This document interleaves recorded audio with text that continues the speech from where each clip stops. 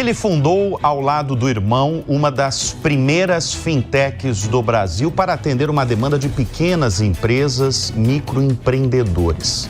O ano era 2014 e mais de uma década depois, essa startup fundada em Joinville, Santa Catarina, recebeu uma série de grandes investimentos, incluindo da Vivo, do SoftBank, do Bradesco e, mais recentemente, foi responsável aí por um dos maiores aportes recente da América Latina, quando o fundo Bond investiu 820 milhões de reais no ano passado.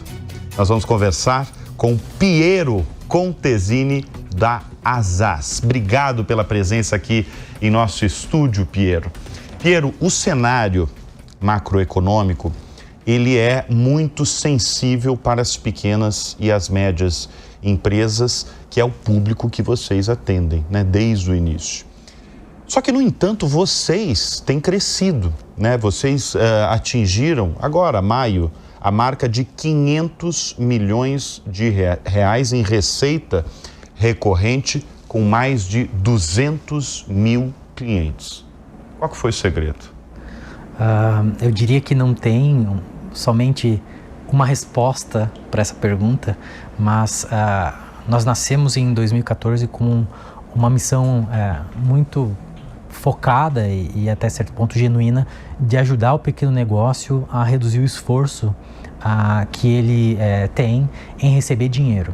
E quando você analisa como uma pequena empresa, o que ela faz para sobreviver, o principal ponto que ela acaba fechando é por falta de dinheiro. Raramente é por falta de venda, raramente é por falta de produto, quase sempre é por falta de dinheiro no momento em que ela mais precisa. E a nossa ferramenta, ela nasceu com essa ideia de fazer com que um processo que levava dias passasse a levar minutos, para que o pequeno negócio pudesse focar nas suas atividades, e a gente foi evoluindo a ferramenta entendendo as dores desse cliente, muito em receber dinheiro, mandar dinheiro, ter melhor fluxo de caixa através de crédito. Então, o que a gente fez? A gente tornou o pequeno empreendedor mais resiliente aos desafios do dia a dia com a nossa plataforma.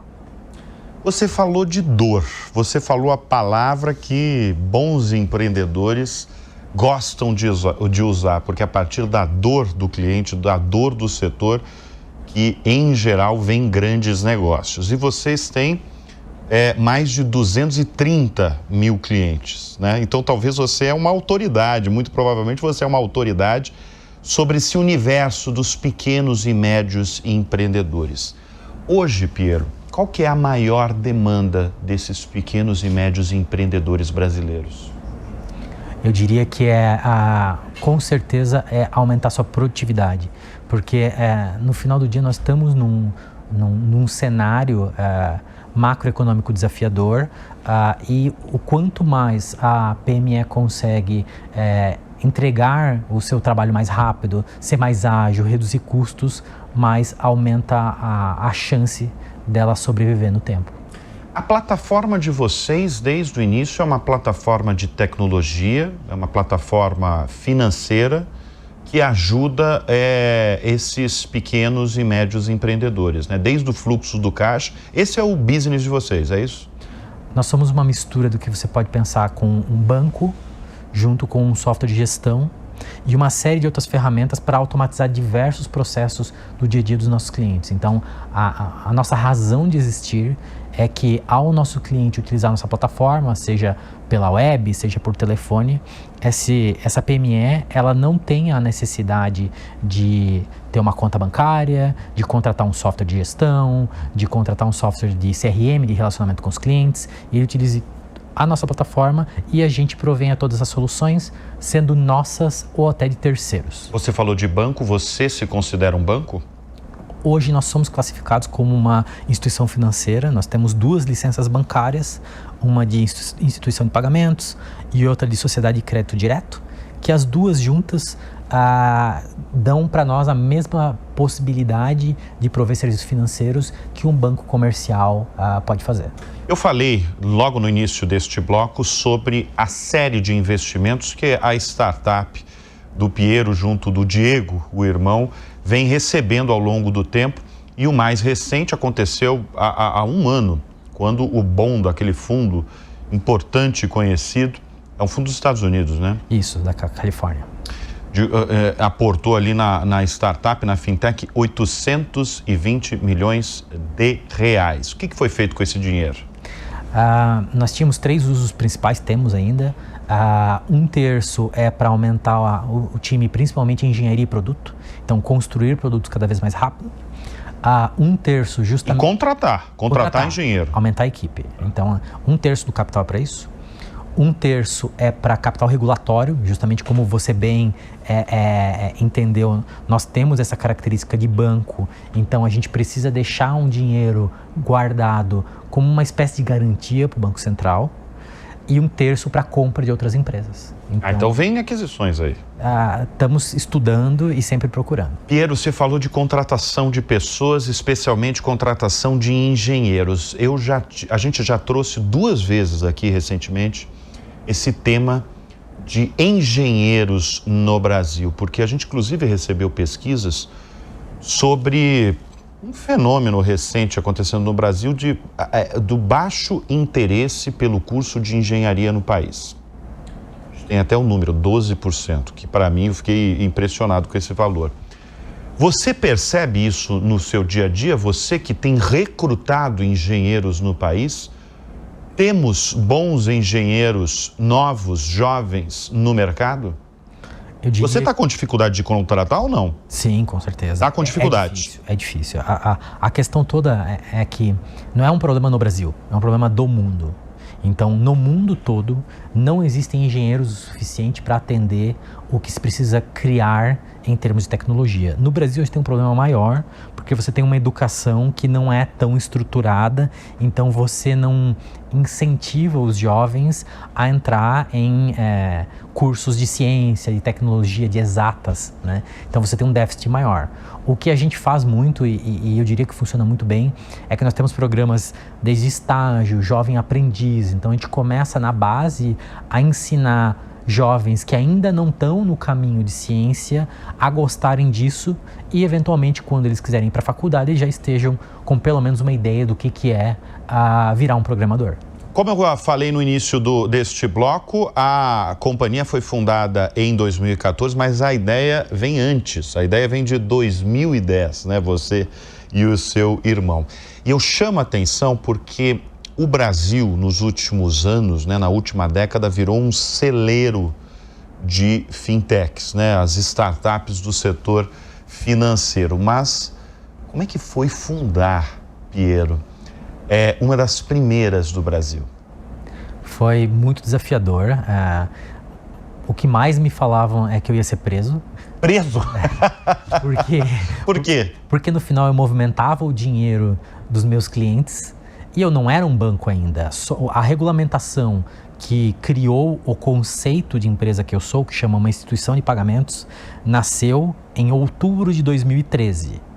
E eu já estava operando, ainda sem o novo CNPJ, na empresa anterior, desde 2012 para 2013. Então as pessoas, elas me questionavam como que eu fazia o que eu estava fazendo, que é guardar o dinheiro de terceiros. E eu dizia, olha, é porque no final do dia, o que eu estou fazendo, eu estou ajudando o meu cliente. Eu pego o dinheiro aqui e mando para ele, eu não guardo aqui.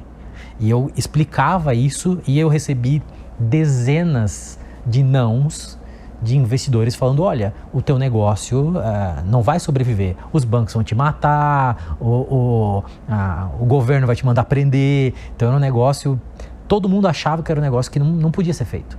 E daí saiu a legislação, quando saiu aí se entendeu, olha, é algo viável. E inclusive, uma das coisas que é interessante colocar, que o regulador, que é o Banco Central, talvez o melhor regulador do mundo em termos de Banco Central, quando ele criou a legislação, ele criou a legislação de uma forma em que ele literalmente abriu o mercado. Ele falou o seguinte, olha, você quer montar um banco em casa, um banco na sua empresa, monte primeiro, quando você chegar a um tamanho mínimo, aí você vem falar comigo. Mas primeiro monta. Isso ele fez em outubro de 2013. O que foi fantástico, porque ele abriu o mercado falando, cara, se você tem uma ideia, faz, depois eu converso com você. E agora outro ponto que eu imagino que talvez seja desafiador, tenha sido desafiador, é que você fundou a startup em Joinville, né? Uma cidade grande do sul do Brasil, mas está no sul do Brasil, né? Diferente de você estar em São Paulo. Eu lembro até do caso do Nubank, a fundação a gente recebeu em edições atrás a presidente do Nubank, a Lívia Chanes, foi fundada por um colombiano, mas lançou aqui em São Paulo. Você teve dificuldade no início por estar mais longe dos grandes centros financeiros? Sim, no começo foi mais difícil acesso a capital, porque eu não tinha essa possibilidade de estar o dia inteiro conversando com investidores, eu tinha que vir para cá. Mas o que no começo era algo ruim, hoje é uma vantagem. Porque o que acontece? Chega um momento da sua companhia, chega um momento em que você precisa focar. Você precisa chegar todo dia às 8 da manhã e trabalhar. E eu vim muito para São Paulo, justamente para conversar com investidores. E o que eu percebi é que as empresas que elas estão aqui, elas acabam tendo muito barulho ao redor. Muita coisa para fazer que não é fazer o negócio. E o que eu reparei é que, passado essa dificuldade de captação de recursos, eu estar no interior virou um ativo. Porque permitiu para mim ter mais foco os meus colaboradores terem mais qualidade de vida. Então, criou-se um ambiente que, de certa forma, é até melhor do que está aqui hoje. Agora, vamos falar de empreendedorismo. Você tem 42 anos, né? Vocês não são gêmeos, você e o Diego? Não, 2 anos de diferença. 2 anos de diferença. Quer dizer, então, quando você fundou a empresa, você tinha 31, 32 anos. Isso aí. Essa cultura empreendedora que você tem, você e o seu irmão, vem de berço? É cultural? Teve influências? Sem dúvida. Minha mãe foi uma empreendedora a vida inteira. Meu avô, meu pai. Então, toda a família teve negócios. Num certo momento foi muito difícil, porque a gente teve muito problema no mercado, né? Plano Collor e tudo mais. E eu tive, ao mesmo tempo, a felicidade e a infelicidade de ver o que é um negócio com sucesso e ver o que é um negócio quebrar. E eu posso dizer que o que mais... Quem quebrou na sua família? A minha mãe. A sua mãe quebrou? Minha mãe, Com qual negócio? Ela tinha uma fábrica de baterias para carro. Baterias. Que era do meu avô. Ela era uma das pessoas que tocava a companhia. E no plano Collor, quando teve o sequestro do dinheiro, eles eram muito alavancados. Eles tinham pego crédito alguns dias antes para fornecer a maior venda que eles tinham na vida. Dias antes. E eles acordaram com o dinheiro tomado e 0 crédito nos bancos. Então eu fui de ter... A empresa da minha mãe tinha 1.000 e poucos funcionários para quebrado em 3 meses. Uau. Eu tinha 10 para 12 anos. Então assim, mas foi interessante. Por incrível que pareça, foi interessante porque isso me fez entender o poder do dinheiro, primeiro. E segundo, o quanto um negócio...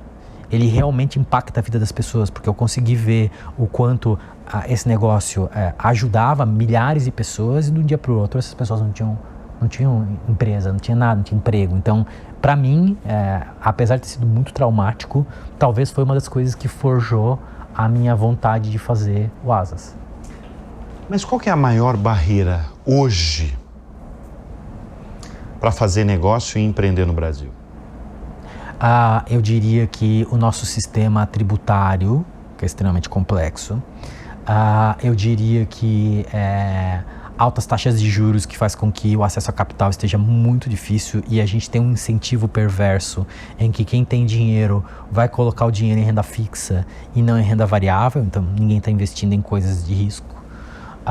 E eu diria que tem uma questão também que, dado a mudança no modelo educacional dos últimos 20 anos, em que ele passou a exigir menos das pessoas mais jovens, você tem um problema de mão de obra qualificada, como você bem colocou agora há pouco. Isso em todos os setores. Porque eu falei especialmente de engenharia, porque você falou que está contratando engenheiros na sua companhia. Mas você vê que está generalizado. Sim. Você falou sobre os juros altos, né? Porque as pessoas colocam na renda fixa, não colocam ali na renda variável. Como é que anda a inadimplência? Sobretudo, vamos falar do seu setor, né? Porque você lida diariamente com o pequeno e o médio empreendedor. Nunca teve tão alta, a gente deve bater esse ano perto de 3 milhões de empresas fechadas. É mais que 30, acho que perto de uns 30% mais do que o ano anterior e 3, 4 vezes mais do que anos para trás. E a inadimplência, ela tem afetado mais os pequenos negócios, porque eles acabam dando mais crédito por natureza, eles acabam tendo essa relação de vender no prazo, né? Então, sim, os negócios estão sofrendo muito com a inadimplência. 500 milhões de reais, né? Esse número é a receita de vocês... Anualizada. Isso. Só que vocês têm uma meta aí audaciosa, né? 1 bilhão de reais no ano que vem. Isso. Bater 1 bilhão de reais de receita no ano que vem. Anualizado também. Anualizado. Exato. Qual que é a estratégia para bater esse 1 bi?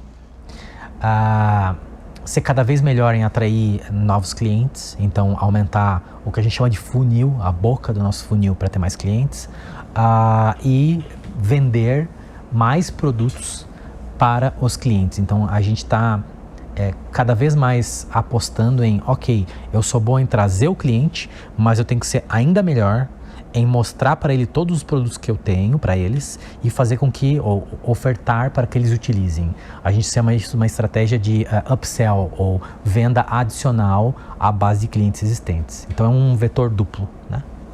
Então, mas assim, em outras palavras, vocês estão querendo lançar produtos diversificados no mercado também. Estamos lançando. E você tá como presidente do conselho da companhia. Isso. Você e o Diego, seu irmão, vocês dois estão envolvidos no desenvolvimento de produtos? Sem dúvida, a gente passa a maior parte do nosso tempo pensando nisso. Eu e ele, nós temos uma forma de lidar com o mundo muito complementar. Então, eu sou uma pessoa muito de olhar para o futuro, olhar para frente e trazer essas coisas para dentro de casa. O Diego pega essa visão de futuro e quebra ela em médio e curto prazo para que os times possam implementar essa visão. Então, na prática, a gente meio que trabalha como se fosse: eu olho para fora de casa, trago, o Diego pega o que eu olhei e bota na realidade dentro da companhia. Agora, como é que é lidar ali o dia a dia, a gestão mesmo de uma empresa que tem vários investidores e, ao mesmo tempo, pelo que você fala, é administrada familiarmente, né? É por 2 irmãos, né? Como é que é a relação sua com o irmão? Tem brigas às vezes? A gente há muitos anos profissionalizou a gestão do negócio, então, além de mim e do Diego, nós temos outros 11 diretores. Toda a nossa estrutura de governança, ela também é profissionalizada, por isso que eu sou o presidente do conselho. Então eu crio essa governança de ter um bom relacionamento com os meus acionistas. Parte do meu trabalho tem a ver com isso, que é a relação com investidores, em que eu crio esse ambiente em que todo mundo está a par e está comprado dos desafios e o caminho que a gente está tomando e apoia muito bem essa visão. É óbvio que quando você fala de uma relação familiar, às vezes você pode ter discussões um pouco mais acaloradas do que a maior parte das pessoas. Sim, por isso que eu pergunto. Mas nós há muitos anos já decidimos em que a gente pode ter a pior discussão da vida.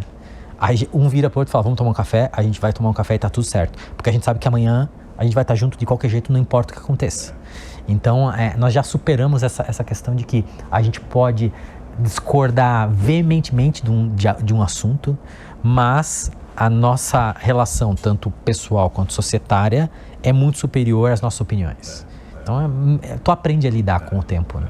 Até porque discussão entre irmãos é natural, né? Exato. E isso é produtivo. Exato. A gente discordar gera muito benefício para a companhia. Piero Contesini, vocês querem abrir capital da empresa? A gente está se preparando para estar pronto quando tiver uma janela, mas dizer que a gente vai logo ou quando é impossível. Tem que existir esse mercado, porque justamente você tem que ter uma conjuntura baixa, os juros têm que estar mais baixo, as economias têm que estar com um ânimo maior. A gente pretende em alguns anos, mas vai depender muito de condições de mercado e se a gente concluir que não existem investidores privados querendo aportar na empresa e continuar, porque a gente sabe que vai reduzir muito a nossa taxa de inovação, né? E vai ser no Brasil ou nos Estados Unidos, essa abertura de capital? O martelo não tá batido ainda. É muito difícil bater esse martelo muitos anos antes. Mas nós temos muita vontade de abrir lá fora, assim como todos os Estados Unidos, sim, a New York Exchange. Mas é muito difícil prever isso agora, porque existem situações em que uma empresa, aqui ela é grande, quando ela vai para lá, ela vira uma empresinha muito pequenininha. Enquanto aqui, apesar da bolsa ser muito menor, eu poderia ser uma empresa muito atrativa para os acionistas locais. Então, eu não tenho essa decisão ainda tomada, eu vou estar pronto para todas as situações. Como é que você avalia o atual momento das startups brasileiras, né? Porque nessa última mais de uma década de trajetória, da sua trajetória, elas passaram por momentos de altíssimos e baixos momentos, né? Se você pegar 2020, 2021, aquela euforia de muito investimentos em muitas startups, o que mudou radicalmente nos últimos anos. Qual que é o atual momento delas? Acho que o momento atual que você tem muitas empresas em que elas tiveram que aprender a ser um negócio de verdade, a dar lucro, a dar resultado.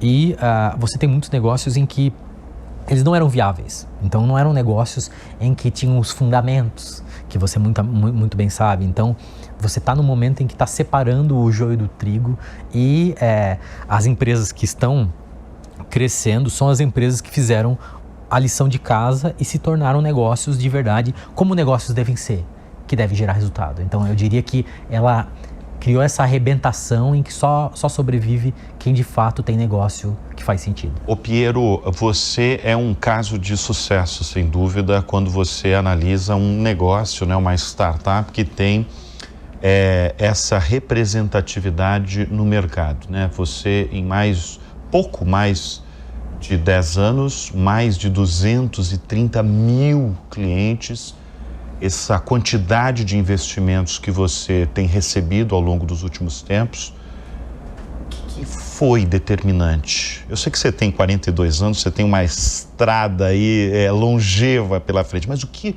você considera como pessoa e profissional determinante para esse sucesso dessa trajetória da sua companhia?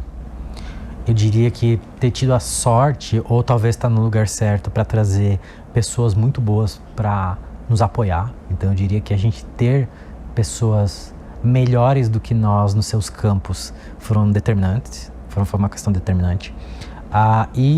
Buscar sócios que tenham valores e princípios parecidos. Então você trazer pessoas que elas compram a tua ideia, que elas entendem o que tu está fazendo. E por último, é sempre mirar em decisões de longo prazo. Não sacrificar decisões de longo prazo por curto prazo. Então você tem um paradoxo em que às vezes você é pressionado a sair para vender algo que não está pronto ainda, ou tomar uma decisão de demitir alguém porque falta um pouco de caixa. Então você tem que tomar decisões sempre olhando para o futuro, para que quando você consiga resolver os primeiros problemas do negócio, né, de ganho de escala, você esteja numa posição de vantagem. A gente recebeu em edições atrás aqui no Show Business o Christian Gebara, presidente da Vivo. Ele, inclusive, através da Vivo Ventures, né, ele citou o aporte que ele fez, ele assinou um cheque ali de 35 milhões de reais. Foi o maior aporte já feito da Vivo para em uma fintech, né, no setor ali.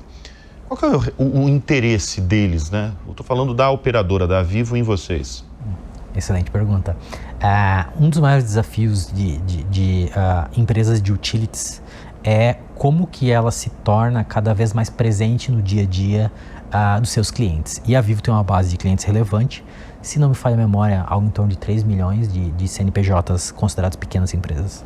E eles sempre tiveram essa vontade de oferecer serviços financeiros para os seus clientes. No entanto, eles aprenderam com a trajetória deles de que construir algo dentro de casa, construir um banco dentro de casa, é talvez tão complexo quanto construir uma operadora de telefonia. Então, eles decidiram... Não é fácil. Não é fácil. Então, eles decidiram que é melhor aportar, comprar um pedaço de uma empresa que está funcionando e está ganhando escala, e a gente está construindo uma oferta conjunta em que a Vivo vai distribuir os produtos do Asas e nós vamos apoiá-los em ofertar os produtos da Vivo para nossa base de clientes. Você recebeu um aporte quase bilionário da Bond, né, como eu falei ao longo deste bloco, e um dos pilares aí é a contratação de gente, sobretudo engenheiros brasileiros. Como é que é gerenciar um time que está se expandindo, né, que é o seu caso, e ao mesmo tempo manter a cultura da empresa? A gente tem um trabalho muito profundo em estabelecer esse modelo de como a gente gera o negócio. Então, primeiro que a minha companhia é uma companhia remota, todo mundo trabalha principalmente de casa. A gente tem escritórios ao redor do Brasil, mas as pessoas trabalham nas suas casas e a gente cria... Mas todo mundo? Todo mundo. Todo mundo. Mas a sede é em Joinville? A gente tem sede em Joinville, em São Paulo, em Floripa, temos escritórios na realidade. Já tivemos no Rio Grande do Sul, mas deu problema. A gente deve abrir no Nordeste, ao próximo escritório. Só que são centros de apoio. Eles servem para quando as pessoas querem se juntar para fazer coisas. 100% da companhia trabalha de casa. E você vai manter assim? Vou. Por quê? Porque no final do dia, para eu ter acesso aos melhores talentos, eu não consigo juntar essas pessoas no mesmo lugar. Eu consigo ter alguém que é o melhor engenheiro de AI que existe no Brasil e ele pode morar em Belém. Eu nunca vou ter escritório em Belém. Não faz sentido. Vai ter 5 pessoas, 10 pessoas lá. Mas pode ter o melhor programador de AI em Belém. Eu não posso criar essa restrição. Primeiro é isso. E segundo, que isso me dá a capacidade de focar no que realmente importa, que é entregar resultado. Então eu não preciso ficar me preocupando com eu ter que o horário que o cara chega porque eu preciso estar com toda a estrutura pronta, posição de trabalho. Eu literalmente o que eu faço é entregue e você vai estar trabalhando comigo. Não entregue, infelizmente, não tem o que a gente possa fazer. Mas vocês monitoram a produtividade? Por indicadores, não por aqueles robozinhos igual algumas empresas fizeram. Exatamente, por aí. Porque foi um motivo de notícia, inclusive aqui nos programas da Jovem Pan, notícias dadas por mim, inclusive, de um grande banco brasileiro que demitiu profissionais no home office porque monitorou a produtividade desses profissionais e viu que o registro de ponto desses profissionais eram incompatíveis com as atividades nas plataformas digitais. Por isso que eu levanto essa questão e pelo que eu vejo na sua companhia não tem problema então em relação à produtividade dos profissionais, já que todos estão no home office, né? Sim, a gente, óbvio, a gente sempre está construindo controles para que isso seja muito claro, né? Então a gente está sempre definindo o que as pessoas devem fazer e nós cobramos pela entrega. Então, para a gente não é muito relevante assim, a pessoa tá de fato às 8 da manhã com o computador ligado. O que é relevante é, combinamos que você deveria fazer tal atividade, isso todas as lideranças têm todo um processo para isso, você tem que entregar ela. Se tu não entregar ela por mais do que o que a gente acha lógico, você não merece estar aqui dentro. É muito claro. Piero Contesini, pergunta clássica aqui do show business. Quem são as suas referências no mundo dos negócios e na vida? Tá. Eu acho que alguém que eu gostei muito de interagir nos últimos anos e me impressionou foi o próprio fundador do Nubank, que você falou muito bem, o Davi. Ele é impressionante. Eu diria que a Mary, da Bond, é impressionante conversar com ela. Eu diria que Martin Escobar, da GA, que é um dos maiores fundos que tem no mundo. Ele não é meu sócio, mas adoro conversar com ele. Isso de pessoas que eu já interagi, né? Aí, óbvio, você tem inspiracionais. Cara, Jobs é um cara, o Musk é outro, mas não são pessoas que eu consigo sentar na mesa. Não, e são pessoas que sempre estão na pauta aqui quando eu faço essa pergunta. É importante você falar desses 3 nomes aí, que é o cofundador, o fundador do Nubank, a Mary, que é a responsável pelo fundo, né? Pela Bond. Figura extremamente influente, né, no investimentos em internet. Em terceiro, Martin Escobar, da GA. E última pergunta muito rápida, você falou da importância que foi a regulação, o Banco Central do Brasil. O que você acha do Banco Central brasileiro? Eu diria que está entre os melhores reguladores do planeta, porque ele decidiu que ele ia, além de ser somente um regulador, ele ia promover a inclusão financeira de 100% da população, sem estar à mercê de bancos. Então, ele tomou essa decisão de falar, olha, para o Brasil ser um país próspero no futuro, todo brasileiro tem que ter acesso a serviços financeiros de qualidade, e não é somente inclusão, é acesso, é de fato o cara poder utilizar, não só ser possível utilizar. Isso foi uma agenda que eles criaram, hoje chama BC Agenda Mais, se eu não me engano, começou no começo dos anos 2000, e essa mudança de visão dele fez com que ele realmente passasse a promover mudanças estruturais no sistema financeiro e na regulação. Você está falando do Pix e de várias outras coisas. É que o Pix é o resultado. É o resultado, exatamente, dessa iniciativa, né? Isso. Piero Contesini, fundador e presidente do Conselho de Administração do Azaz. Obrigado pela presença aqui no nosso estúdio. A gente adora receber empreendedores jovens, no seu caso, de grande sucesso. Isso inspira a nossa audiência do Show Business. Por isso, quero parabenizá-lo pela sua trajetória notável, a sua e do seu irmão, e agradecer mais uma vez a sua presença aqui no Show Business. Valeu, Bruno. Muito obrigado também. Gostei muito.